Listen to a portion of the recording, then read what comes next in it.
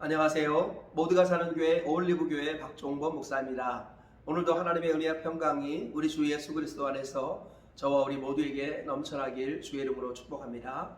오늘은 히브리서 12장 1절에서 11절 말씀에 근거해서 예수님을 바라보고 예수님을 생각하자라는 제목으로 하나님 말씀을 전하도록 하겠습니다.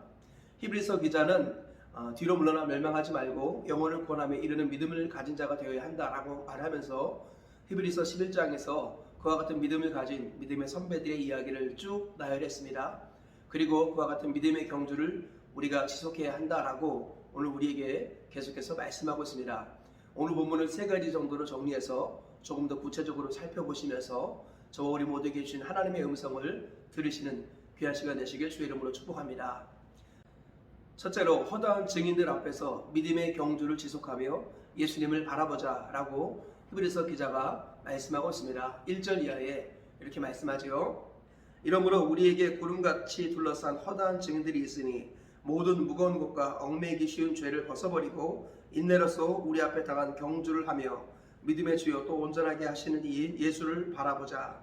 그는 그 앞에 있는 기쁨을 위하여 십자가를 참사 부끄러움에 개의치 아니하시더니 하나님 보좌 우편에 앉으셨느니라. 네, 히브리서 기자는 우리를 위해서 십자가 고난을 짊어지시고 부활하신 예수 그리스도 그분을 바라보며 믿음의 경주를 지속하자라고 말씀하고 있습니다. 특별히 구름같이 둘러싼 허다한 믿음의 증인들이 우리를 응원하고 있으니 그들의 응원을 힘입어서 우리의 목표 지점인 예수님을 바라보면서 모든 무거운 것과 얽매이기 쉬운 죄를 벗어버리고 믿음의 경주를 지속하며 예수님을 바라보자라고 권면하고 있는 것입니다. 둘째로 예수님을 생각하며 피 흘리기까지 죄와 싸우자라고 권면하고 있습니다. 본문 3절 4절에 이렇게 말씀합니다. 너희가 피곤하여 낙심하지 않기 위하여 죄인들이 이같이 자기에게 거역한 일을 참으신 일을 생각하라. 너희가 죄와 싸우되 아직 피 흘리기까지는 대항하지 아니하고. 네, 죄인들이 예수님을 거역했습니다. 그럼에도 불구하고 예수님은 그들 위해 죽으시고 부활하셨죠. 우리가 그 예수님을 생각하며 우리 죄 때문에 죽으신 그 예수님을 기억하며 피 흘리기까지 죄와 싸워야 한다라고 히브리서 기자가 증언하고 있습니다.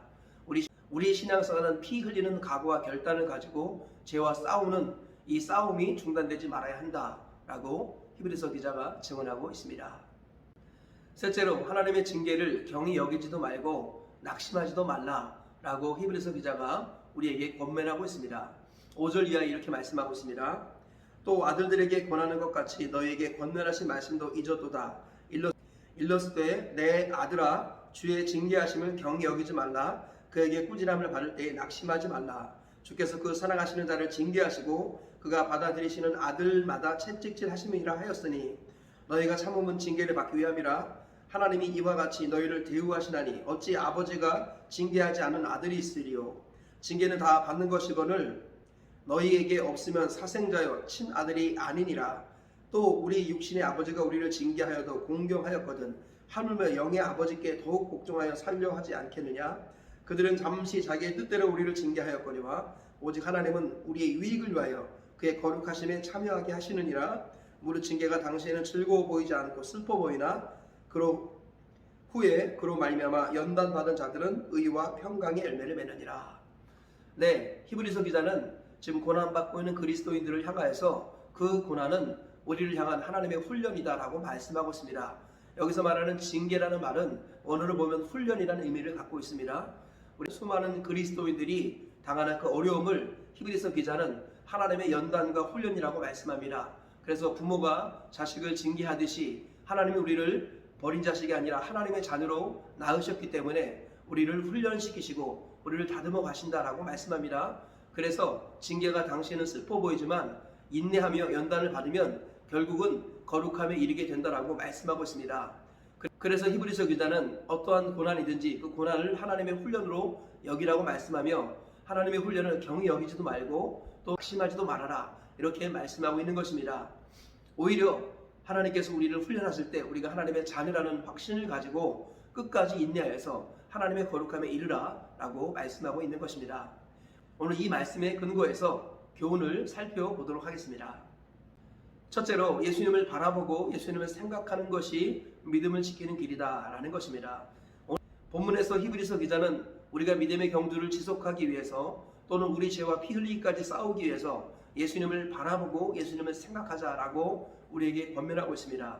예수님을 바라볼 때 달릴 수 있는 목표 지점이 생기는 것이고 예수님을 생각할 때 죄와 싸울 수 있는 힘이 생기는 것입니다. 우리 주님께서는 예수님을 바라보고 예수님을 생각하는 것, 이것이 바로 믿음을 지키는 길이다라고 오늘 우리에게 말씀하고 계시는 것입니다. 오늘 무슨 생각을 하고 계십니까? 우리의 생각 속에 예수님이 중심이 되어야 할 줄 믿습니다. 누구를 바라보고 계십니까? 예수 그리스도를 바라보는 것이 우리의 삶의 중심이 되어야겠습니다. 항상 예수님을 바라보시고 예수님을 생각하셔서 믿음의 경주를 지속할 수 있는 힘을 얻으시고 또 죄와 싸울 수 있는 능력을 얻으시는 저와 우리 모두가 되시길 축복합니다. 그리하여 내가 선한 싸움을 싸우고 나의 달려갈 길을 마치고 믿음을 지켰으니 이제 후로는 나를 위하여 의의 면류관이 예비되었으므로 주 곧 의로우신 재판장이 그날에 내게 주실 것이며 내게만 아니라 주의 나타나심을 사모하는 모든 자에게도니라. 사도 바울은 평생 믿음의 주여 온전케 하시는 이 예수님을 바라보고 그리고 믿음의 경주를 지속했습니다. 항상 예수님을 생각하며 선한 싸움을 싸웠습니다. 중단하지 않았습니다. 그리하여서 결국 끝까지 믿음을 지켰고 의의 면류관을 얻게 되었다라고 고백하고 있습니다. 이 고백이 저와 우리 모두의 고백 되시길 주의 이름으로 축복합니다.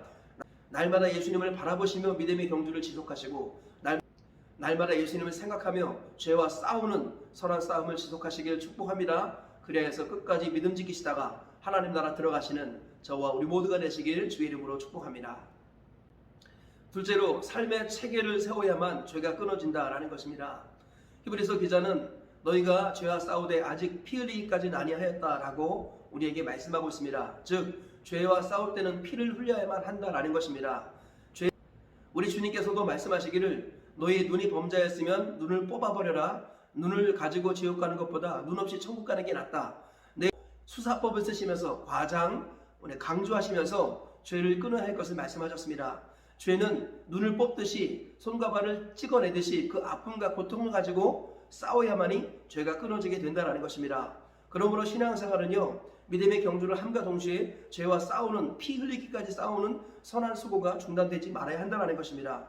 그런데요, 우리가 한 번, 두 번 죄는 끊습니다. 그런데 그 죄가 정말로 완전히 사라지는 것은 만만치 않다는 거예요.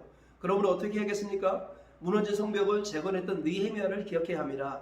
하나님의 말씀에 근거해서 삶의 무너진 체계로서의 성벽을 재건할 때 부흥이 일어나는 것입니다. 죄가 끊어지고 하나님께서 기뻐하시는 부흥이 임하는 것을 우리는 알 수 있습니다. 우리 삶의 무너진 체계의 성벽을 재건하시기를 축복합니다.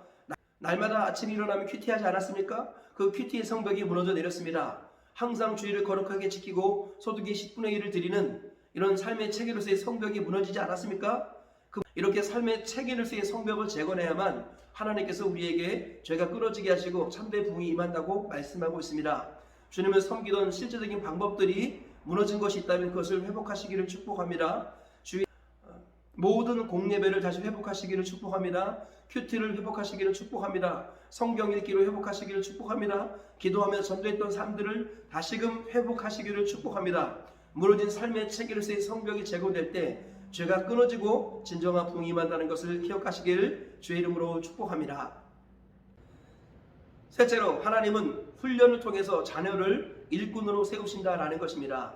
오늘 본문에서 히브리서 기자는 고난을 통한 하나님의 훈련의 징계를 경히 여기지 말고 또 그것 때문에 낙심하지도 말라. 하나님이 너를 사랑하셔서 너희를 연단시키고 계시다. 그러므로 징계가 그 순간에는 좋아 보이지 않을지라도 인내하며 연단을 받으면 결국은 주님의 거룩하게 참여하게 된다라고 말씀하고 있습니다. 하나님께서는 하나님의 자녀인 우리를 사랑하셔서 그냥 내버려 두지 않으시고 그리스도의 일꾼으로 하나님 나라의 기둥으로 세우시기를 원하십니다. 그리하여서 우리를 있는 그 자리에서 부르시지만 있는 그 자리에 내버려 두지 않으시고 반드시 우리를 훈련시키십니다. 그 훈련의 방법 중에 하나가 바로 고난입니다. 우리 주님께서는 박해나 기근 이런 여러 가지 어려움들을 우리에게 허락하십니다. 그래서 그 고난을 훈련으로 여기게 하시고 훈련받을 때 낙심하지 않고 훈련받을 때 우리가 교만하지 않으면 우리 주님께서는 그것 때문에 우리가 변화되어 그리스도의 군사가 되고 주님의 제자가 되고 하나님 나라의 일꾼이 되고 교회의 기둥이 된다라고 말씀하고 있습니다. 주님은 자기 자녀를 훈련시켜서 일꾼으로 세워가신다는 것을 잊지 말아야겠습니다. 그러므로 고난과 어려움이 찾아올 때 우리를 향한 하나님의 훈련으로 여기시길 주의 이름으로 축복합니다. 원망하지 마시고 불평하지 마시고 낙심하거나 절망하지 마시고 하나님께서 나를 다듬어 가시기 위해서 사람을 통해서 또는 환경을 통해서 여러 가지 일들로 우리에게 고난과 어려움을 주십니다. 이것을 통해서 우리를 단련시키시고 훈련시키셔서 정결한 주님의 신부로 세워가시며 또한 교회의 일꾼으로 하나님 나라의 기둥으로 세워가신다는 것을 믿으시고 모든 고난과 어려움을 나를 위한 주님의 훈련으로 여기시길 축복합니다. 그래야 결과적으로 그리스도의 거룩함에 참여하고 마지막 날 하나님 나라에 들어가시는 저와 우리 모두가 다 되시길 주의 이름으로 축복합니다. 말씀의 결론을 맺겠습니다. 히브리서 기자는 히브리서 11장에는 믿음의 선배들을 우리에게 이야기하면서 그들이 허다한 증인으로 우리를 지켜보고 있다. 그러므로 우리가 믿음의 경주를 지속해야 한다라고 오늘 우리에게 말씀하고 있습니다. 이 말씀을 통해서 우리가 세 가지 교훈을 발견했습니다. 첫째로 예수님을 바라보고 예수님을 생각하는 것이 믿음을 지키는 길이다라는 것입니다. 예수님을 바라볼 때 우리가 달려갈 수 있는 힘이 주어지고 예수님을 생각할 때 죄와 싸울 수 있는 힘이 공급된다는 것을 잊지 마시기 바랍니다. 둘째로 삶의 체계로서의 성벽을 재건해야 죄가 끊어지고 부흥이 찾아온다라는 것입니다.